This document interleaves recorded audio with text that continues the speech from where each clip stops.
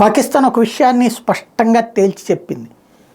ఏంటంటే భారతదేశంలో మా వాళ్ళు ఉన్నారు అన్నటువంటిది. ఇంతకుముందే పాకిస్తాన్ ప్రేమించే వాళ్ళు ఉన్నారు అన్నటువంటిది. కాశ్మీర్లో అల్లర్లు జరిగినా, భారతదేశంలో ఏ మూల విధ్వంసాలు జరిగినా అది పాకిస్తాన్ని ప్రేమిస్తారు, అక్కడ ఉన్నటువంటి వాళ్ళే చేస్తారని చెప్పింది. సరే, పాకిస్తాన్ ఈ దేశంలో అల్లకల్లోలం చేస్తుంటే పాకిస్తాన్ని ప్రేమించేవాడు ఎవడు అనుకున్నాం.